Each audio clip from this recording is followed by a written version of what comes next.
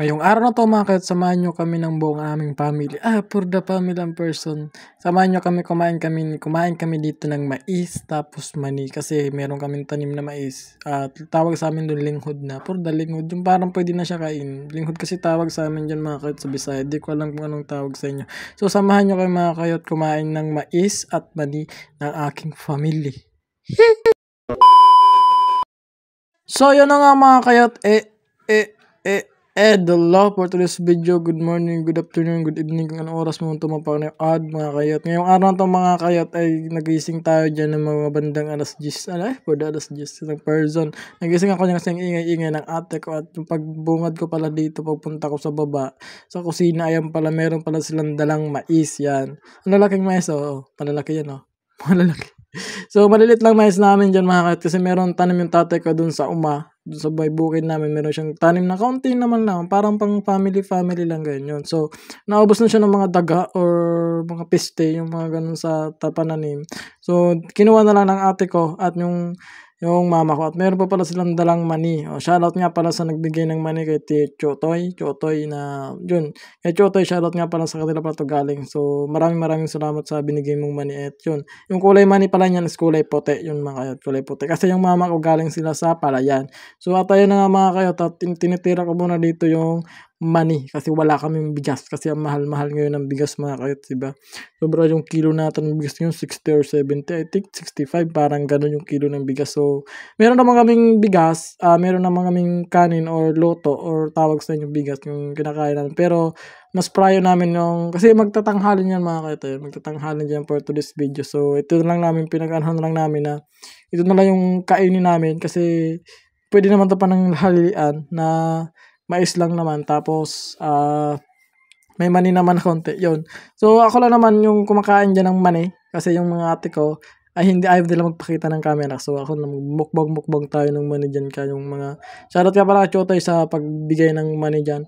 So medyo na-umay na ako dyan mga kayot, kaya nga dinala ko na tong mani, dinala ko na dyan sa sasabay ko sa pagluluto ng mais kasi mas masarap kapag naluto yung mais. Bubuksan natin yan mga kayot kasi nga ayan yun yung antek namin kaldero na sobrang uling, grabe yung uling ng kaldero namin.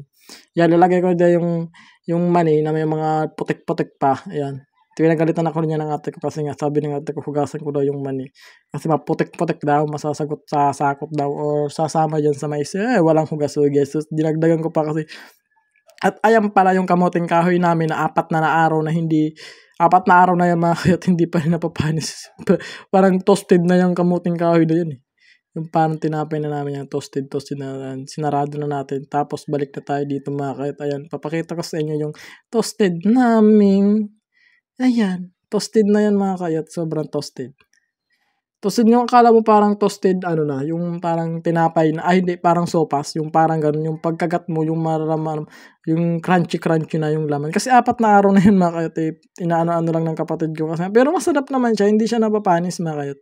Bigay pala yan ng ate ko, tapos yung bayaw kasi meron silang tanim na kamuting kahoy. So nagtataka kamuting kahoy yan, toasted yan mga kayot. Yun, pakita ko sa inyo kung gano'n ka toasted yan Ay, hindi ko pala pwede ipakita mga kayot sa inyo, ipapakirinig sa inyo. Saan ipaparinig ko sana kasi yung volume, bubulyoman sa natin. Kaya lang, meron pala yung pa-music. Nagpapatugtog na naman pala yung tatay ko ng kanyang speaker kasi nga wala kaming TV sa bahay, speaker lang. Yun lang kaya namin mga kayot. Shush!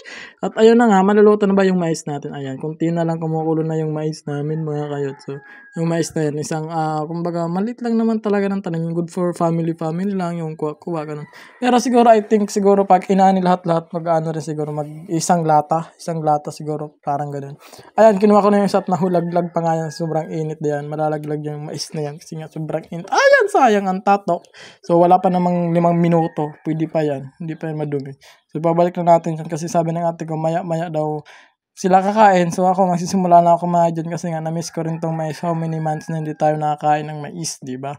So ayan, kahit sobrang liit. So ayan na nga mga kahit bumukbang na tayo ng mais kasi nga tig-anahan na ito ng mais sa amin Tig-anihan na ng mga mais. Tapos meron mga tig-anihan din dito ng mga tawag nito, ng mani. Parang ganun, tig-anihan din dito ng mani. So tingnan yung tsura niya Kakagising ko lang dyan kasi mga kahit. Hindi ko alam anong tinitingnan ko dyan una. Kinchana, chish!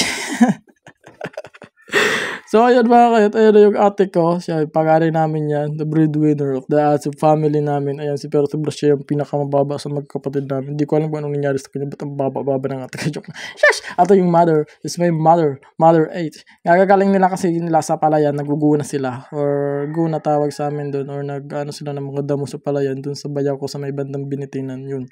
Tapos ayan, yan yung palamakat yung aming papananghalian. Kasi nga, wala kaming, meron naman kanin, konti lang naman. At wala kasi kaming ulam, walang ulam na time. Kaya pagkasunduan na lang namin na hindi na kami magsasaing kasi ito na lang yung pagtanghalian namin. Kaya ayan pananghalian namin.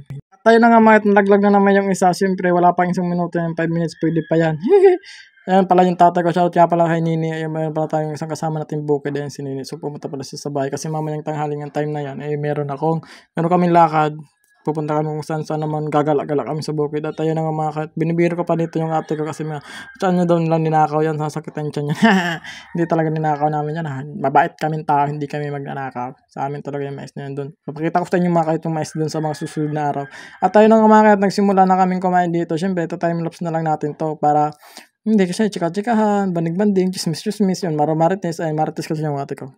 Huwag yun lang pagtanong, huwag yun lang pagsatas yung ate ko marites kasi yun, Diyos ko, napakamarites niya. Never lang, joke lang. Nagkwentuhan about sa buhay.